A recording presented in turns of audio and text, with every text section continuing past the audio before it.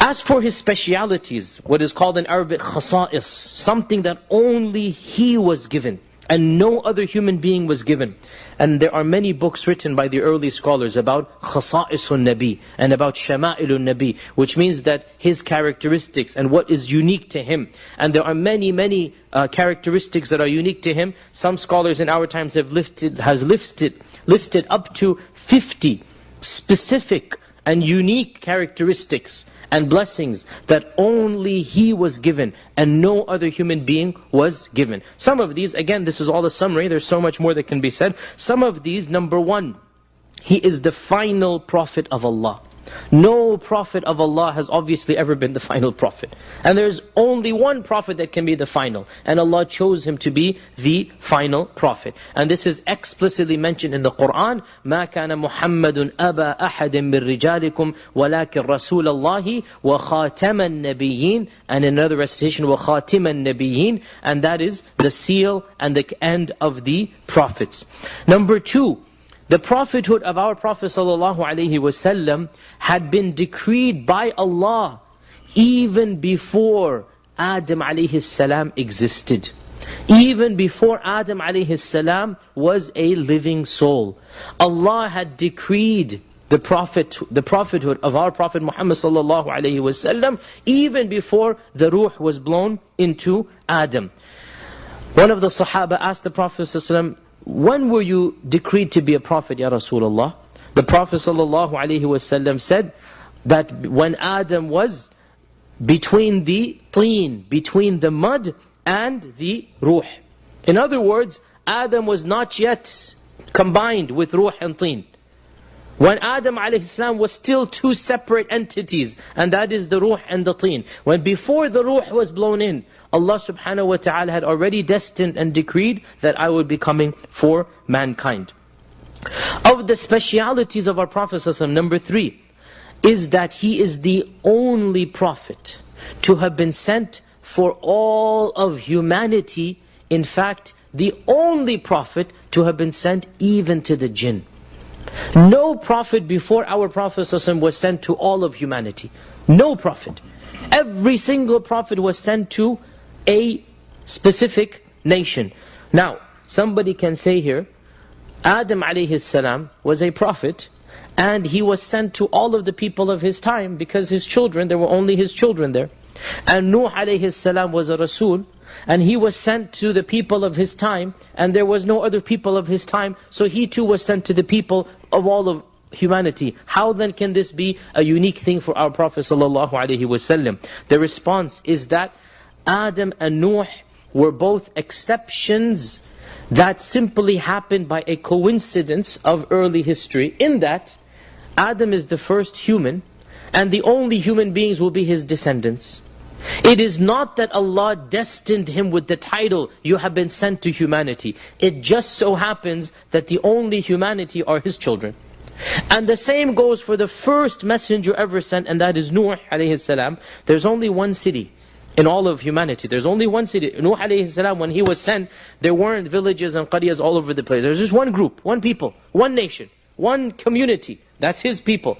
And so when Allah wipes that one village out, the world is wiped out, because that's the only one village out there. So once again, it is not as if Nuh was intended to be sent for all of humanity. It just so happened that all of humanity was one village.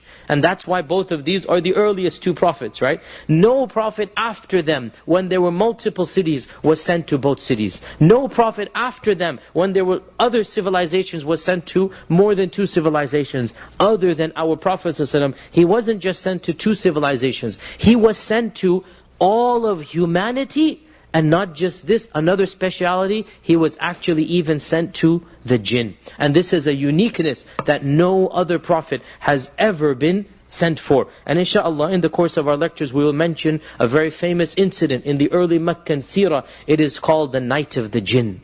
The night of the jinn. And on this night, the jinns came to Mecca, Muslim jinns, and they wanted the Prophet ﷺ to teach them about Islam. So the Prophet ﷺ went and he taught them what they needed to know. And there are details that we know of that night, and we'll talk about it during that time. Of the specialities of our Prophet ﷺ, that no other nation and no other prophet has been given. Our Prophet ﷺ said that Allah has helped me with ru'ub. Ru'ub means a type of fear that Allah will inflict into my enemies even before I reach them. Even 1 month's journey before I come to them, they will become terrified of me. So Allah helped him without even physical combat. That in his time, of course this is unique to him only, not to the rest of prophets or even to his ummah, to him only. That when he went into battle against an enemy, then the people became terrified of him even before he reached them. And this he said, Allah helped me with ru'ub. And ru'ub is frightening or fear. And Allah struck fear into the hearts of my enemies for the distance of 1 entire month.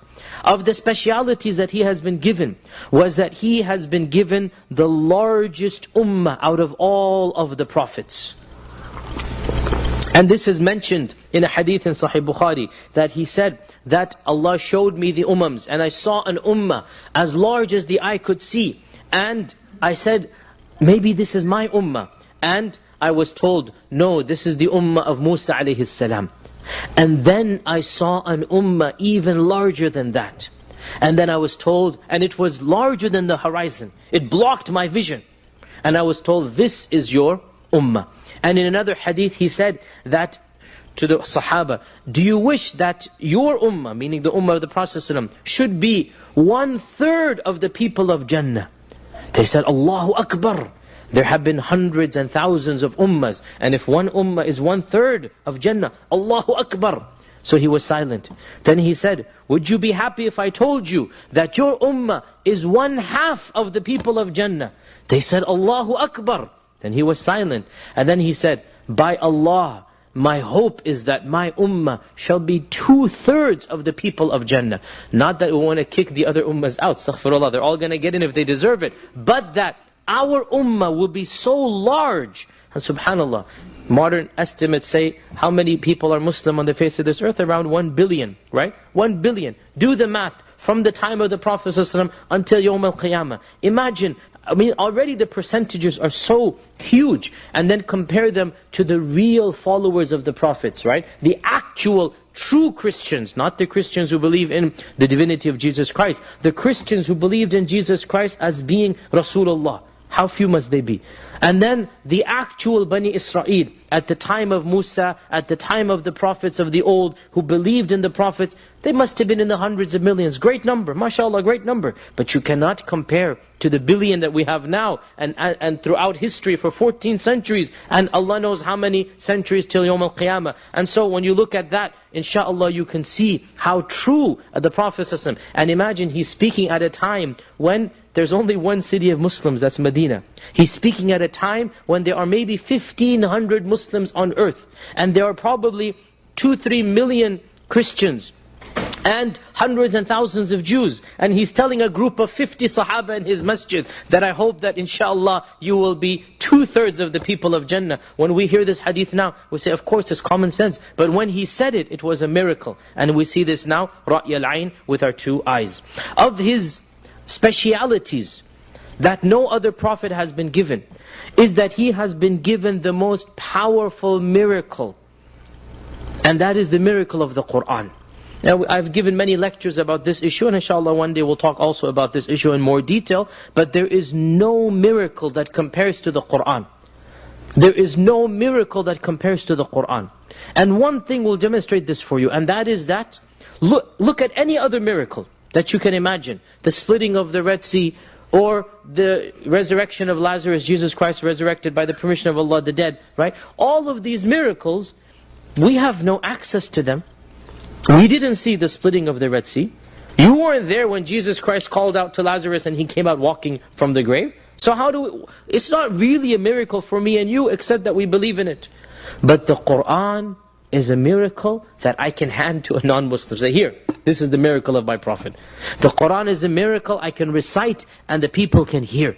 It's a living miracle. It's a miracle that all of humanity has access to. And there is no miracle that compares to the miracle of the Qur'an in many different ways. And that is the topic of an entire other lecture.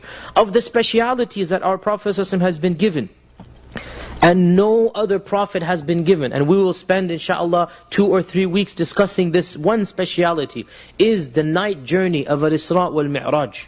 No other prophet has had the privilege of undertaking this journey. Even when Allah Azza wa Jal spoke with one of the greatest prophets, and that is Musa alayhi salam, it was the divine speech that was given to Musa while Musa was on earth. Musa was on Turi Sayna, and Allah spoke with him.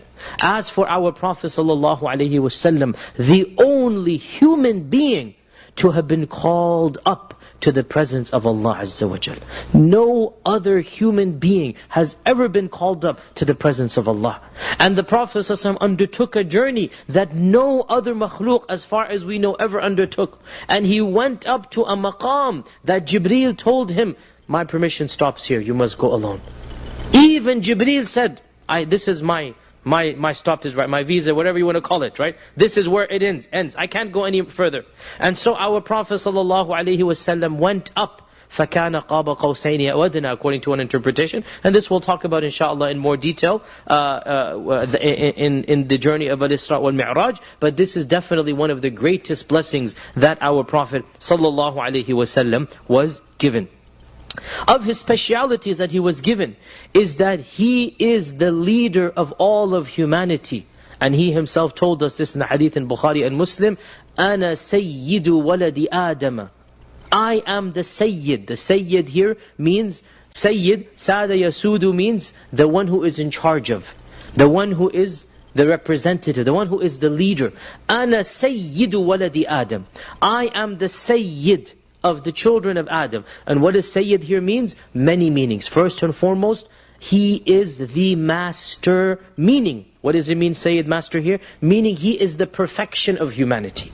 And he deserves to be the leader of humanity. And he will be the leader of humanity on the Day of Judgment. So the Sayyid here has multiple meanings, and he is all of these meanings. So the Prophet ﷺ is the Sayyid of the Day of Judgment. Of the blessings that are unique to him is that the Prophet ﷺ will be the very first human being to be resurrected on the Day of Judgment, as we said. Hadith in Sahih Bukhari tells us this. The first grave to open up when the second trumpet is blown. There are 2 trumpets, right? ثُمَّ نُفِخَ فِيهِ أُخْرَى. The trumpet will be blown twice. The second trumpet will be when the graves will be opening up. So when the graves are opening up, the Prophet ﷺ said, the first grave that will crack open will be mine. The Prophet ﷺ will be the first human being, and that also explains his name, Al-Hashir. And he will also be the first human being to be clothed on the Day of Judgment.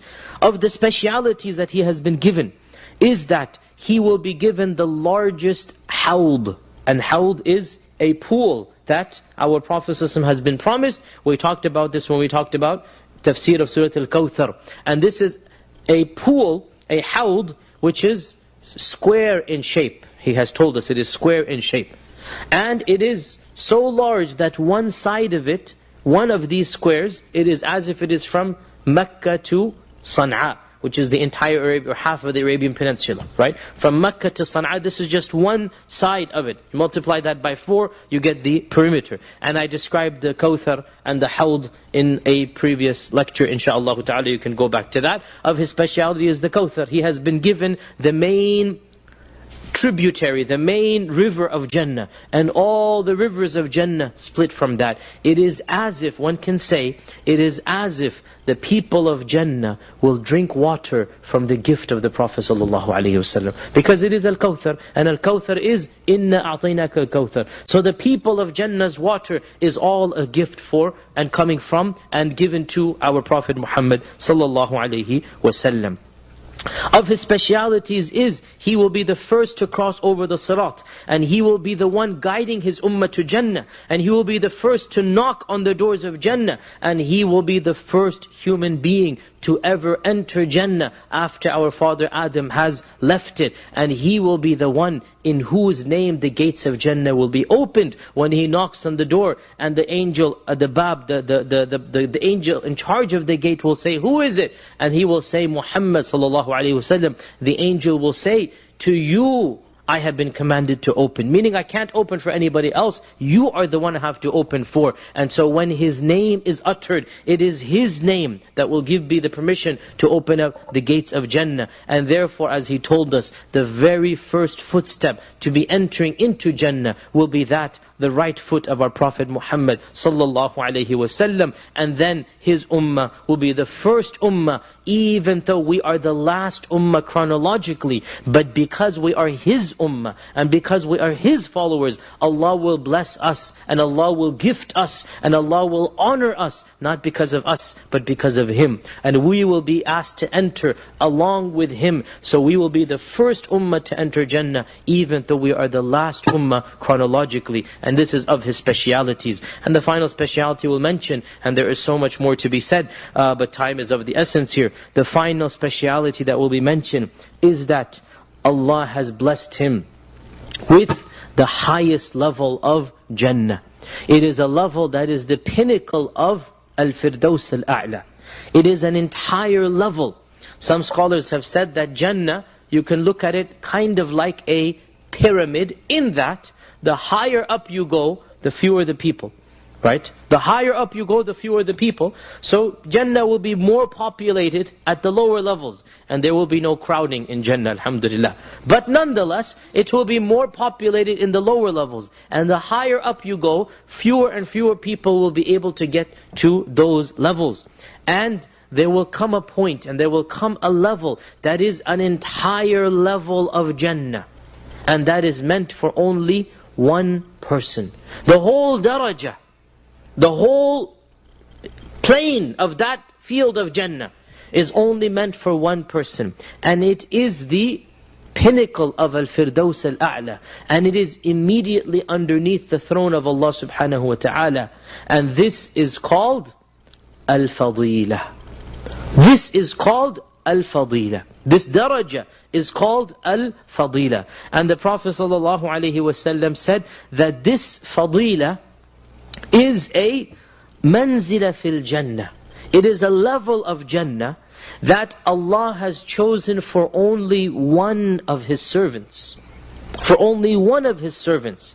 And then He said modestly that فَأَرْجُوا, I hope that أَنْ أَكُونَ أَنَهُ, that I am that person. And this is out of His modesty. وَإِلَّا, there is no other human being that is qualified to be of that place. And so He simply said, I hope, I pray that I am the person that is destined for. And that is why He wanted us to pray that Allah gives him this wasila and fadila. And that is why every time the adhan is called, what do we say? Allahumma rabba hadhihi ad-da'wati at-tamma was-salati al-qa'ima ati Muhammadan al-wasilata wal-fadila. That is the daraja of Jannah. Right? وَبَعَثْهُ. So ati is for the Yawm al-Qiyamah. Ati is for the Day of Judgment. Ati is for after the Day of Judgment. You give him after the Day of Judgment, we give him al-wasila wal-fadila. That is al-wasila wal-fadila. وَبَعَثْهُ. And resurrect him on the Day of Judgment, مَقَامًا مَحْمُودًا الَّذِي وَعَدْتَهُ. So the maqam al-mahmud is on the Day of Judgment. We explain what that is. And that is, all of humanity will be praising Him. And all of humanity will be sending their salat and salam upon Him. Even those who rejected Him in this world. Even those who cursed Him and ridiculed Him and mocked Him and drew diagrams against Him. Wallahi, on that day, they will be praising Him and sending salawat and salam upon Him. Because they have to, because it is maqam al-mahmud. So all of humanity will be praising Him on the Day of Judgment, on maqam al-mahmud. And in the akhirah, He will be given al-wasila and al-fadila. And that is why we make dua to Allah to give Him all of these levels and characteristics. And these are simply some of the khasa'is, some of the specialities of our Prophet sallallahu alaihi wasallam.